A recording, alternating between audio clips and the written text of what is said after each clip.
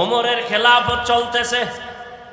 হঠাৎ দেখেন হযরত ওমর দুই বড় এক ব্যক্তি দুইজন একটা বাচ্চা বালককে নিয়ে আসতেছে, ঢেসরায় টানতে টানতে আদালতে। ওমর বলে, এই বাচ্চাটা বালকটাকে কেন নিয়ে আসছো? দুই ব্যক্তি বলে, আমরা বিচারের দাবি নিয়ে আসছি। কি বিচার? বলে, এই বালক আমার আব্বাকে মেরে ফেলেছে। খেয়াল করেননি, আমার আব্বাকে মেরে ফেলেছে। ওমর ডাক দিয়া কয়, আরে বালক, এই দুই মানুষ ভাই, ওর বাবারে মারছো কিনা? বলে, হ্যাঁ মেরেছি, তবে আমি ইচ্ছা করে মারি নাই। আমি রাখাল, আমার পালিত উটের উপরে এসে একটা পাথর নিক্ষেপ করেছিল, যে কোনো কারণে আমার উট মরে মরে যাবে অবস্থা, আমি রাগ করে পাথরটা উল্টা আবার মারছি, তার মাথায় গিয়া লাগছে, সে মারা গেছে। ওমর বললেন, এখন তোমার ফয়সালা হয়ে যাবে। কি হবে? তোমার গর্দান উড়ায় দিতে হবে, এটাই ফয়সালা। বালক কয়, আমারে 3 দিনের একটু সময় দেন, আমার একটা মনের আশা। বলে, কি? বলে, আমার এক ভাই আছে বাড়িতে, গোপন জায়গায় আমার কিছু সম্পদ আছে, আমার ভাই জানে না, আমি গিয়া সম্পদটা ভাইয়ের হাতে বুঝাইয়া এরপরে চলে আসব। কয়দিন? 3 দিন। ভালো করে খেয়াল করেন, 3 দিন। ওমর বলে, তুমি যে বাড়ি গিয়ে আবার ফেরত আসবা, তার গ্যারান্টি কি? একজনারে যদি জিম্মাদারি বানায় দেও, তোমারে ছাইরা দেব। যদি তুমি সময় মতো না আসো, তোমার জিম্মাদার যে হবে তার কল্লা ফালাবো, এটাই হবে বিচার। এবার বালক ডাক দিয়া কয়, আমার ভাই কাছে আমানতটা দিয়ে আসবো। একজন জিম্মাদার কে আছে এই আদালতে? কেউ দাঁড়ায় না, কেউ রাজি হয় না। শেষ পর্যন্ত নিরুপায় বালক, এবার তাকে ফাঁসির মঞ্চে নিয়ে যাবে। হঠাৎ খলিফাতুল মুসলিমিনের পেছন থেকে একটা হাত উঁচু হয়ে গেল। কে হাত উঁচু করেছেন? রহমতের নবীর কলিজার এক সাহাবী আবু যর গিফারি রাদিয়াল্লাহু আনহু। ডাক দিয়া কয়, খলিফাতুল মুসলিমিন, এই বালকের ছেড়ে দেন, আমি জিম্মাদারি নিলাম। এবার আবু যর জিম্মাদার হয়ে গেলেন। 3 দিন পরে বালক আসবে, না আসলে আবু যরের কল্লা যাবে। একদিন চলে গেল, বালকের খবর নাই। দ্বিতীয় দিন চলে গেল, বালকের খবর নাই। তৃতীয় দিন চলে যাবে ভাব, বিকাল বেলা সূর্য গড়াইয়া পশ্চিম অস্ত যায়। তখন আবু যরকে বলা হলো, আর ওই বালক আসবে না, তুমি ফাঁসির মঞ্চে যাওয়ার জন্য প্রস্তুতি নাও। আবু যর রেডি হয়ে গেলেন। ইসলাম। আবু যর রাদিয়াল্লাহু আনহু রেডি হয়ে গেলেন। নিরুপায়, বালক আসবে না, ধোঁকা দিল নাকি? আবু যর বলে, একটু অপেক্ষা করো, মাগরিবের আজান হওয়া পর্যন্ত একটু সময় দেখি, না আসলে আমারে মারো। মাগরিবের আজান দেওয়ার আগ মুহূর্তে দেখে বালক দৌড়াইতে আছে। বালক দৌড়াইয়া মঞ্চে হাজির। বালক হাজির যখন হয়ে গেল, ওমর ডাক দিয়া কয়, রে বালক, তুই তো না আসলেও পারতি, মরার জন্য এইভাবে আনন্দে কেন আসছো? কয়, ইসলামের মর্যাদা ঠিক রাখার জন্য আসছি। কারণ আমি যদি আবু যরের মাথায় বিপদ ফালাইয়া যদি না আসতাম, দুনিয়ার সব ভিন্ন ধর্মের মানুষেরা বলতো, ইসলাম ধর্মটা কি এমন, একজনারে বিপদে ফালাইয়া নিজে পালায় গেছে। এই কথা যেন কেউ বলতে না পারে, এই জন্য আমি আসছি। ওমর বলে, আবু যর কেউ জিম্মাদারি নিল না, বালকের জিম্মাদার তুমি হইলা কেন? আবু যর ডাক দিয়া কয়, খলিফাতুল মুসলিমিন, দুনিয়াতে পরবর্তী সময়ে যেন কেউ এ কথা বলার সুযোগ না পায় যে মুসলমান বিপদে পড়ছে তার সাহায্য চাইলো, কেউ তার সহযোগিতায় আগাই আসলো না। এটা কেমন ধর্ম? এই কথা যেন বলতে না পায়, এই জন্য আমি সহযোগিতায় দাঁড়ায় গেছি। বিচার চাইছে কারা? ভুলে গেছে। ওই দুই ভাই চিল্লায় কয় ফাঁসি লাগবে না, লাগবে না, আমরা দোনো ভাই তারে মাফ করে দিলাম। খলিফাতুল মুসলিমিন বলে মাফ করলা কেন?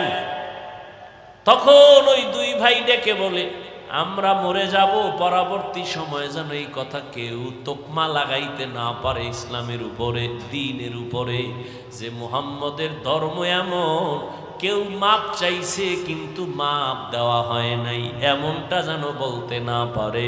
বালক ক্ষমা চাইছে, ওমর নিজে বালকের পক্ষ থেকে ক্ষমা চাইছে, আমরা দিছিলাম না, এখন আমরা ক্ষমা করে দৃষ্টান্ত কায়েম করলাম। আমরা বিচারের বদলে বিচার না, ক্ষমা, এটা মহৎ লক্ষ্য। ইসলাম কি শিখায় আর আমরা কি শিখি? আমারে যদি কেউ কয় 12টা বাজাবো, আমি বলি রেডি থাক, আমি 13টা বাজাবো। এই তো আমাদের মুসলমানিত্ব রে বাবা।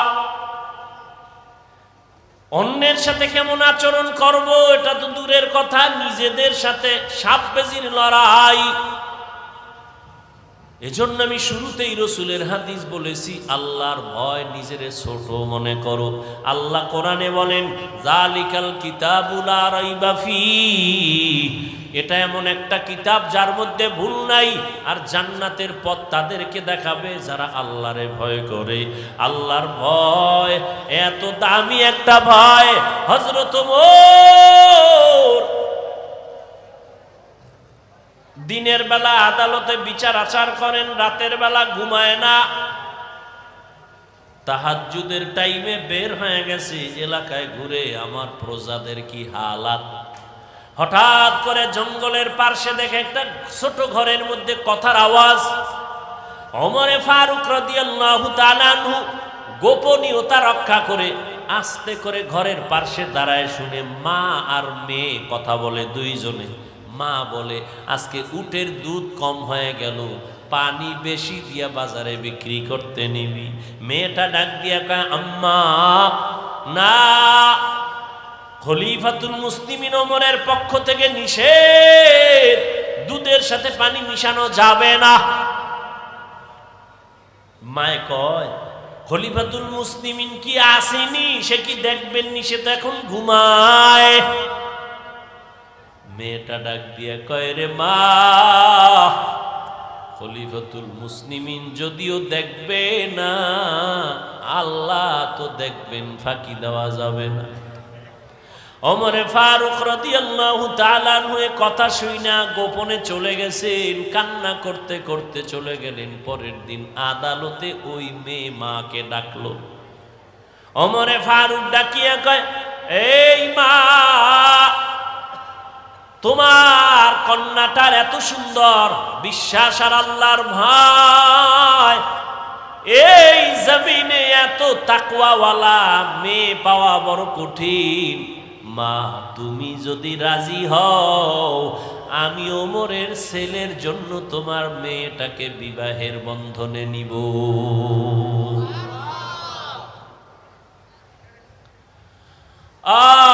আল্লাহর ভয়, তাকওয়া আজকে ভয় নাই, যত অন্যায় চলতেছে আল্লাহর ভয় নাই, জবাবদিহিতার চিন্তা নাই। আল্লাহ বলেন আমার ভয় অন্তরে জমা করো, আমার ভয়, আমার আযাবের ভয়।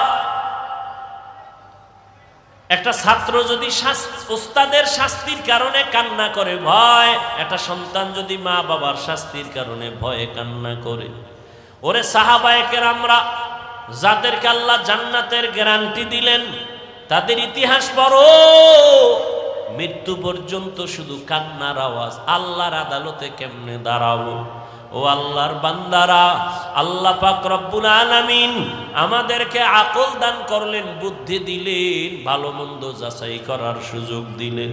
ও আল্লাহর বান্দা, ও যুবক বাবারা, আমি তোমাদেরকে যত বয়ান দিলাম, আমি কিন্তু বলি নাই হুজুর হও, পাগড়ি লাগাও, তসবিহ হাতে লাগাও, স্কুল ছেড়ে দাও, কওমি মাদ্রাসায় যাও, একবারও বলি নাই।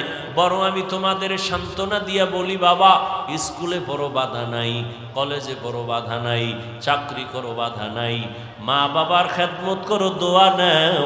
ও আল্লাহর বান্দা, উলামায়ে কেরামের পরামর্শ নিয়ে নবীর তরিকায় চলো। তুমি ডাক্তার হও, ইঞ্জিনিয়ার হও, প্রফেসর হও, কোনো বাধা নাই রে বাবা। তবে দাবি আমার বেয়াদব হইবা না। তোমার ব্যবহারে যেন মা বাবা কষ্ট না পায়, তোমার আচরণে আলেমরা কষ্ট যেন না পায়, তোমার ব্যবহারে মুরব্বীরা যেন কষ্ট না পায়। ও যুবক বাবারা, আজকে আমিও তো তোমার মতো প্যান্ট শার্ট টাই লাগায় দাড়ি কাইটা রাস্তায় যদি ঘুরতাম, কেউ আমারে বাধা দিত না। টুপি মাথায় দিলে মাথাটা গরম লাগে, তোমার থেকে কম বুঝি না। দাড়ির কারণে যৌবনের ভাব চলে যায়, কম বুঝি না। লম্বা জামার কারণে শরীর গরম লাগে, তাও বুঝি। তারপরও কেন দাড়ি ফালাই না, কেন টুপি ফালাই না রে বাবা? একমাত্র কারণ, একটু আগেও তোমাদের থেকে স্বীকৃতি নিলাম যুবক, আল্লাহর কোরআন সত্য, আল্লাহর নবীর কথা সত্য। ও যুবক বাবারা, তোমার মতো কত যুবক তাকায় দেখো, জীবনে কোনোদিন মাদ্রাসায় পড়ে নাই, স্কুল কলেজে পড়ে, জেনারেল লাইনে পড়িয়াও নামাজ পড়ে, মা বাবার সাথে ভালো ব্যবহার করে, আছে না নাই? তুমি তোমাকে জিজ্ঞাসা করো, তুমি কেন পারো না? তোমার মতো যুবক রাস্তায় গাড়ি চালায়, টাইম মতো নামাজ পড়ে নাই। তুমি তোমাকে বলো, তুমি কেন পারো না? আমি তো তোমাকে হুজুর হইতে বলি নাই, আমি তোমাকে কওমি মাদ্রাসায় যেতে বলি নাই, আমি তোমাকে তাবলীগ করতে বলি নাই। বলো, তোমার মতো যুবক সন্তানটা রাস্তায় গাড়ি চালায়, নামাজ ছাড়ে না। তোমার মতো যুবক বাবা নদীর মধ্যে মাছ ধরে, নামাজ ছাড়ে না। কৃষি কাজ করে, নামাজ ছাড়ে না। শ্রমিকের কাজ করে, নামাজ ছাড়ে না। তুমি কেন পারো না? র্যাব, আর্মি, পুলিশ, বিডিআর এর চাকরি করে, নামাজ ছাড়ে না। তুমি কেন পারো না রে বাবা? ও আল্লাহর বান্দা, কি ভাবছো মনে হয় আল্লাহর কোরআন কি মিথ্যা মনে করেছো? না না, মিথ্যা না। ও যুবক বাবা, আল্লাহর কোরআনে সব কিছু বলে দিছেন। ও আল্লাহর গোলামেরা, মনটাকে একটু বুঝাও। তোমার আমার মতো যুবক যদি স্কুল কলেজে পড়িয়া নামাজ পড়ে, তুমি আমি কেন পারবো না? ও বৃদ্ধ বাবাজিরা, আপনাদের মতো বুড়া মানুষ মসজিদে গিয়া নামাজ পড়ে 5 বেলা, আপনি কেন পারবেন না? ও পর্দার আড়ালের মা বোনেরা, আপনাদের মতো কত মা বোন স্বামীর মাল হেফাজত করে, 5 ওয়াক্ত নামাজ পড়ে, মোবাইলে সময় নষ্ট করে না। ও মা, আপনাদের এত সম্মান, এত মর্যাদা, আপনারা এক সময় নতুন শাড়ি পরিয়া কত আনন্দ করিয়া স্বামীর ঘরে আসছেন। একদিন এমন সামনে আসবে, সাদা কাফন পরিয়া কবরের দেশে যেতে হবে রে মা। সন্তান মা মা বলে কাঁদবে, মা আপনার জবানে কোনো আওয়াজ হবে না। এরে আম্মা জান, আপনাদের এত মর্যাদা আল্লাহ দিলেন, আপনারা নবীদের মায়ের মতো মা, সাহাবায়ে কেরামদের মায়ের মতো মা। এই স্টেজে 5টা সন্তানের মাথায় পাগড়ি দেওয়া হলো, ওরা কোরআনের হাফেজ হয়ে গেছে। ও মা, আপনার কি মনে চায় না আপনি একটা ভালো সন্তানের মা হবেন? আপনার সন্তান ডাক্তার হবে, তবে বেয়াদব হবে না। আপনার সন্তান ইঞ্জিনিয়ার হবে, তবে বেয়াদব হবে না। আপনার সন্তানের দ্বারা কোনো আলেম কষ্ট পাবে না। আপনার সন্তানের আচরণে কোনো মা বাবা মুরব্বীরা কষ্ট পাবে না। এমন একটা আদর্শ সন্তান যদি চান, তাহলে আপনাকে আদর্শবান হতে হবে, আপনার ব্যবহার চরিত্র সুন্দর রাখতে হবে। ও আম্মা জানেরা, এখনো সময় আছে, তওবা করে নেন। মরণের পরে কবরে গেলে কেউ আপনার আর আপন থাকবে না।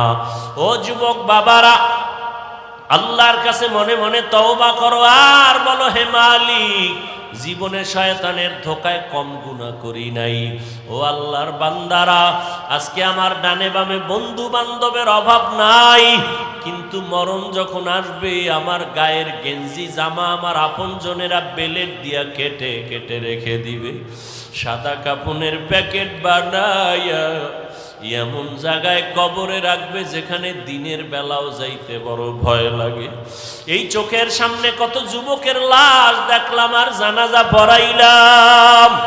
ও যুবক, ঘুমের বিছানায় তো কত যুবক মরিয়া যায়, তুমি যে ঘুমাইতে যাও তোমার কি ভয় লাগে না ঘুমের মধ্যে যদি আজরাইল এসে হাজির হয় আর তুমি উঠতে পারবা না? ও যুবক বাবা, এখনো সময় আছে, তওবা করে নেও। আল্লাহর আযাব সইতে পারবা না রে বাবা। এত আমল, এত নামাজ, এত রোজা, এত সুন্দর ইখলাস আর তাকওয়া সাহাবায়ে কেরামরা করার পরও তারা মৃত্যু পর্যন্ত কান্না করেছেন। আবু বকরের কান্নার আওয়াজ, ওমরের কান্নার আওয়াজ, ওসমান রাদিয়াল্লাহু তাআলা আনহুর কান্নার আওয়াজ। আল্লাহর আদালতে কেমনে দাঁড়াবো? ও বাবারা, তোমার আমার মায়ার নবী, যে নবীর কোনো গুনাহ নাই, সেই নবী পর্যন্ত হাসরের মাঠের কথা স্মরণ করে কান্না করতেছেন। আম্মা জান আয়েশা রাদিয়াল্লাহু আনহা বলেন, নবী আপনি কাঁদেন কেন? কিয়ামতের ভয়ানক অবস্থার জন্য কান্না করি। আমার উম্মতের কি উপায় হবে হাসরের মাঠে? নবীরা পর্যন্ত বেকারার হয়ে কাঁদবেন, উম্মতের কথা ভুলে যাবেন। আমার উম্মতের কি উপায় হবে সেই সময়? আমার উম্মতেরা কোথায় চলে যাবে? আমার উম্মত জাহান্নামে যদি যায়, আমি নবী জান্নাতে যেতে পারবো না। ও নবীর আশেক, নবী যদি কান্না করতে পারেন হাসরের ভয়ঙ্কর অবস্থার কারণে, তোমার আমার কপাল এত খারাপ, গুনার কারণে দিলটা পাথর, এ কারণে চোখে পানি নাই, গুনার কারণে হাত না পাক, চোখ না পাক, জিহ্বা না পাক, অন্তর না পাক। এখনো সময় আছে, তওবা করে নেও। আল্লাহকে মনে মনে ডাকো আর বলো, হে আল্লাহ, এই ময়দানে আমার মতো গুনাহগার আর কেউ নাই রে আল্লাহ। চোখের দ্বারা, হাতের দ্বারা, জবানের দ্বারা কত গুনাহ করেছি। আমার ভাই, আমার মা, আমার বোনেরা কেউ আমার গুনার খবর জানে না। যদি জানতো, কেউ আমাকে আর সমাজে ডাকতো না, সম্মানের চোখে দেখতো না। ও আল্লাহ, আপনি জানেন আমি কত বড় জাহান্নামের আসামি, গুনাহগার। আপনি জানার পরেও রাগ করিয়া সম্মানের চেয়ার থেকে ফালাইয়া দেন নাই, খানা বন্ধ করেন নাই, বাতাস বন্ধ করেন নাই, সূর্যের আলো বন্ধ করেন নাই। দুনিয়াতে একবার, দুইবার, তিনবার অন্যায় করলে পুলিশ ধরিয়া নিয়ে যায়, জেলখানায় দেয়, কত রিমান্ডে দেয়। ও আল্লাহ, আপনি তো একবারও বিপদে ফালাইলেন না। আজকে তওবার নিয়ত করতেছি, জীবনে আর গুনাহ করব না, দাড়ি কাটবো না, বেপরদায় চলবো না, মা বাবাকে কষ্ট দিব না।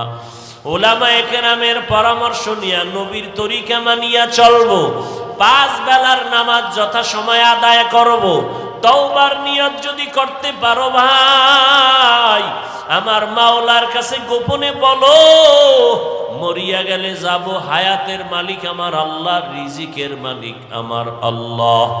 মরিয়া গেল আর নামাজ ছাড়বা না, বেপরদায় চলবা না, দাড়ি কাটবা না, মা বাবাকে কষ্ট দিবা না, নবীজির তরিকা মেনে উলামায়ে কেরামের পরামর্শ নিয়ে চলবা, আল্লাহর ভয় তাকওয়া অন্তরে জমাইবা। যদি তওবা করার মতো কারো অন্তর তৈরি হয়, কোনো মুনাফিকি দুর্বলতা না থাকে, যাদের অন্তরে খাঁটি তওবার নিয়ত আছে, দুটো হাত আল্লাহকে দেখাইয়া দাও।